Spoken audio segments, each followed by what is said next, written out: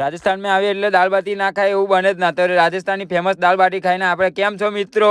તો તમારું સ્વાગત છે રાજસ્થાન ટ્રીપના ડે 3 ની અંદર। તો રોયલ સિટીનો વિદાય આપીને આપણે નીકળી ગયા આગ્રા જવા માટે। તો આગ્રા જવા માટે આપણા અનિશભાઈએ કીધેલું કે આપણે આગ્રા જવું છે, જે આપણા પ્લાનમાં હતું જ નહીં। આગ્રા જવા માટે આપણા ઘોડાની લગમ પટેલે ખેંચી એટલે જાય તબડીક તબડીક ઘોડો ને અહીંથી આગ્રા તો એમ નજીક જ લાગવા મળ્યું, કેમ કે ઘોડો ચાલતો તો જેવો હતો। ઘોડાને લઈને આપણે તો નીકળી પડ્યા અને પછી ઘોડો પહોંચ્યો બે પહાડની વચ્ચેની તણલની અંદરથી આપણે નીકળ્યા તબડીક તબડીક ને ઘોડો જાય સનોનો પીલી લઈને એમથી એમ પહોંચતો આપણે અનિશભાઈ કે આપણે ચાય પીવી પડશે। તો ચાય પીવા માટે અમે બધા બેસી ગયા ને ત્યાં તો ઠંડી કે મારું કોમ, તો આપણે તાપનું કરતાં કરતાં ચાય પીધી, ઘોડોને બધાને બતાવ્યા ને પછી આપણે એક મિત્ર ત્યાં રાજસ્થાનનો આવી ગયો, એની જોડે મોજે મોજ કરી ને પછી આપણે ઘોડાની લગામ પકડીને નીકળી પડ્યા। ઘોડાની લગામ પકડતો આપણે તો તબડીક 120 140 ચાલવા માંડ્યા અને પટેલ કે હું લંબાઈ દઉં, તો પટેલને ઊંઘાડીને આપણે તો બધાનું જોખમ લઈને ચાલવા માંડ્યા। એટલે સનાના પીની ગાડી ચાલા